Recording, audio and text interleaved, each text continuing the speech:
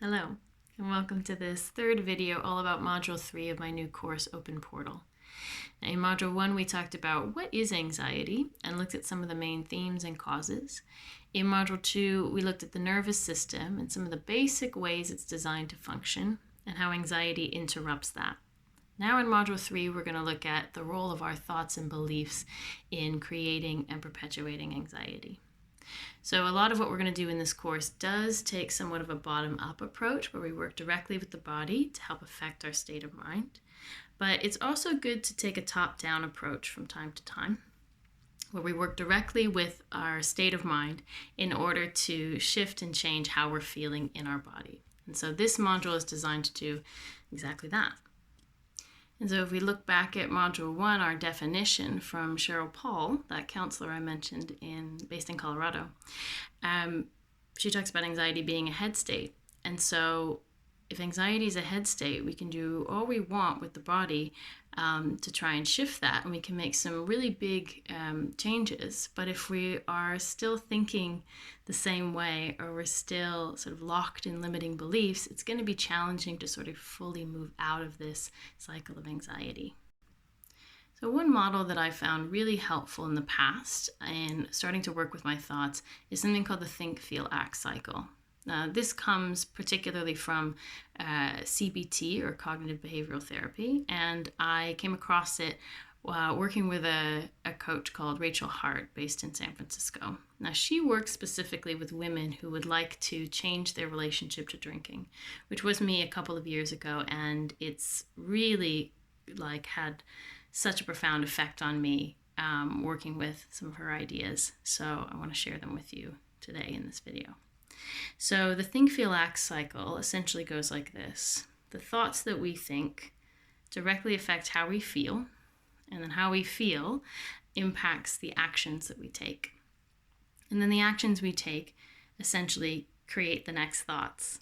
So for example, if I have a thought, a negative thought like, I'll never get this done on time, that's going to create in me a feeling of dread, panic, maybe defeat, potentially a freeze response, right, that we mentioned in Module 2, where I immobilize, where I don't take action. Okay, so if I'm feeling this dread, this panic, this defeat, I take no action. Instead, I might distract myself to try and make it go away. I might do numbing behaviors. And so as a result of not doing anything or distracting, the next thought I have is, see, I'm not capable, I've failed.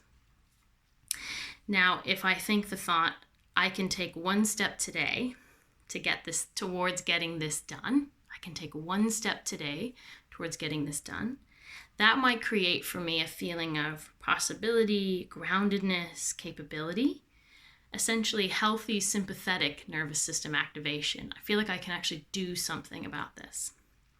And so the action I take is I do the one thing. And then I can feel a sense of accomplishment from that. And my next thought is, see, I did it, I can do it. So essentially, negative thoughts creating negative feelings, creating inaction or negative action, and then creating negative thoughts. And then a positive thought, creating a positive feeling, creating some kind of action, positive action, and then a positive thought. Now, this is largely subjective, right? So what is a positive thought to me is not necessarily going to be a positive thought to someone else. So it really is about discerning what thoughts really do work for you, or what thoughts are you really having. And a good way to sense if a thought is potent enough to work with is if you have a visceral reaction in your body. If when you say it out loud or to yourself that the body recognizes, yes, this is something I would like to work with. This feels resonant to me. If you say the thought and you don't really have any reaction to it, or you feel a bit indifferent to it, then that's probably not necessarily a charged enough thought to be working with. So in addition to the think, feel, act cycle, we'll talk about something called intrusive thoughts, which are particularly potent for folks with anxiety. So I learned about intrusive thoughts again from Cheryl Paul, and I realized as I learned what they were that I've been having them my entire life, and as a fairly sensitive human being, that this was quite a normal thing to be experiencing. So she defines intrusive thoughts as a repetitive, unwanted, and pervasive thought that causes suffering and prevents you from being present in your life. So a lot of intrusive thoughts start with what if. What if I'm with the wrong partner? What if I hurt someone? What if I don't love my child? Sort of, what if something bad happens, or what if I believe something socially unacceptable, etc., etc.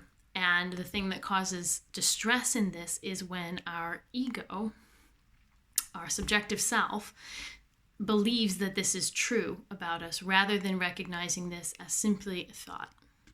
And so intrusive thoughts tend to show up when we are needing to go through some kind of emotional process or surface things that are happening in our life on a kind of metaphorical level that we're afraid to bring forth. So it's really a fear of suffering, right? The thoughts we have, the intrusive thoughts, anesthetize our emotional pain and protect us from being present. And they prevent us from accessing a vulnerable feeling that inevitably we need to go through in order to process on an emotional level. For example, in the past I've had intrusive thoughts about a partner that I'm trying to get in touch with, and if I can't get in touch with them immediately, I think all of these worst case scenario thoughts of like, what if they've died? What if they're hurt? What if they're out doing something else that I don't want them to be doing? What if?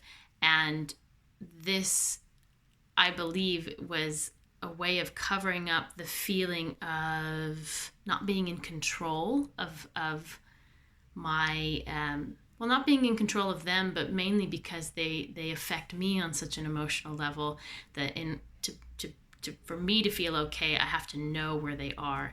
And so that comes back to the fear of control that we mentioned of losing control in module 1, and also the fear of feeling alone and worrying that I'm going to be alone or that I'm going to lose connection, instead of having kind of a deep faith that connection remains even when I can't control the scenario or situation. And so what I wasn't allowing myself to do was to feel the feeling of uncertainty in not knowing their whereabouts. These intrusive thoughts were not allowing me to just sit with that feeling of uncertainty, as well as sitting with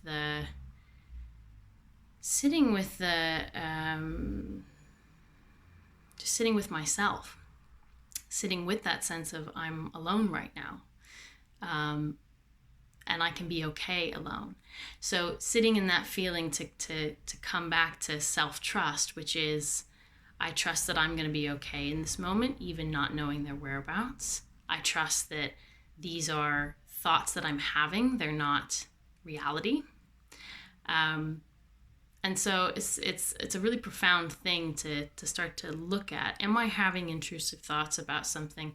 And what's the underlying meaning or feeling attached to them?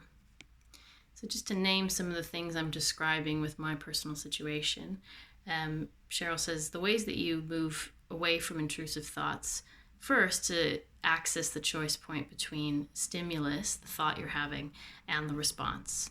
So just because I'm having the thought of, I don't know where their whereabouts are, I'm worried that what if they've, had an accident? The immediate reaction is to text, to call, to sort of obsessively try to get in touch with them, to feel like I'm doing something about it.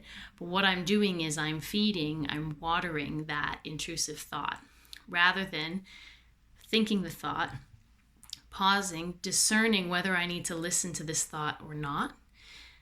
And part of that discernment for me was, well, it's 5 o'clock. They've just left work. They don't normally text me at this time. Or, I'm having a panic because I have this underlying feeling of not feeling good being alone right now, and so I'm trying to get in touch with them to assuage or numb or cover up this feeling of loneliness, distract myself from it. So finding that moment of discernment so you can decide what the next action is rather than immediately answering the call of the thought. And so then the next part of this is to really identify what is the underlying cause of my intrusive thought. Why am I having this thought? And a way of doing that is to check in with your mental, emotional, physical, and spiritual realities.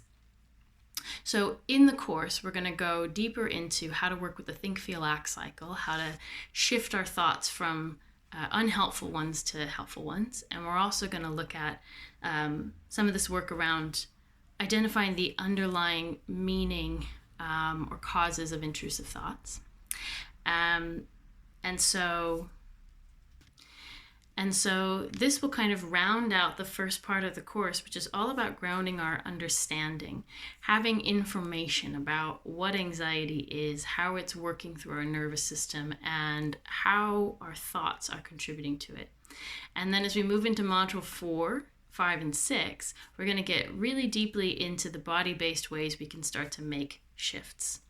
And so I look forward to seeing you in video 4, where we'll talk about the breath. And if you're interested in signing up to the waitlist for Open Portal to be the first to know when it launches, go to the link in my bio and it should all be there. Okay, I'll see you soon.